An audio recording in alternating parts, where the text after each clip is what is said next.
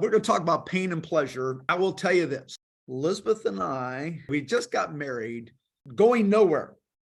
No one knew our name. And then I learned about this. Completely changed the trajectory of our business, okay? We all have the same fears, anxieties, self-doubts, all that stuff. You've got to make a decision. So I learned to control Chris Coop. Everything we do stems from our desire to avoid pain or our desire to gain pleasure. And I'll prove that to you, okay? What we eat, whether we get off the couch or not, digital entertainment, helping our kids with homework, whatever it is, okay, it all falls into this category. Obviously, the things that gain pleasure or comfort or exhilaration, those we don't procrastinate. The things that maybe cause uncomfortableness, cause pain, cause anxiety, whatever, okay, we procrastinate those things. Procrastination, you should do something, but you don't do it. Why not? All procrastination is that at some level you believe that taking action in the moment will be more painful than putting it off. And I say painful, it might just be discomfort, okay? It might be you're comfortable and then taking action, you got to be able to get yourself a little uncomfortable. You're on the couch doing nothing and you know you should be doing something, so that's painful. The thought of moving is painful. I'm not saying this is logical. I'm saying this is human beings. The secret of success is learning how to use pain and pleasure instead of having pain and pleasure use you. If you are not accomplishing what you want to accomplish in any area of your life, it comes down to this. You're letting pain and pleasure use you instead of you using that.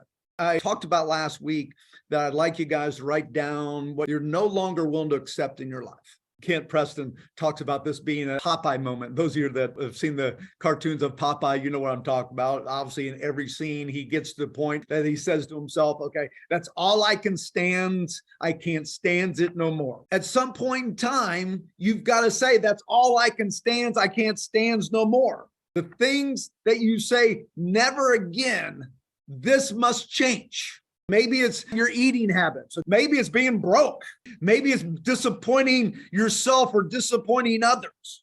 Maybe it's not playing at the level you're capable of. I don't know what it is for you, but it's got to be you. It's got to hurt. That's what we're talking about.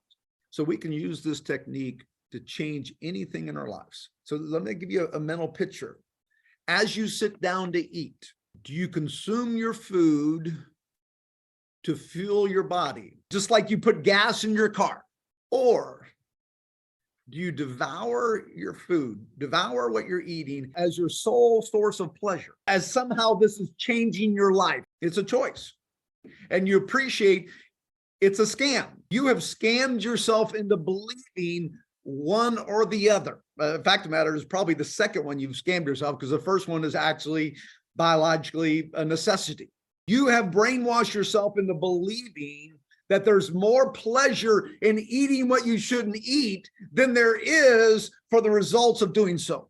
I'm not suggesting you need to change this or not change it. That's up to you. I'm suggesting to you this is a great example of what we're talking about.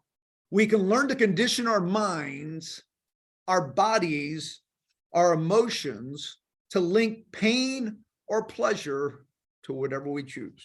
By changing what we link, we instantly change our behavior.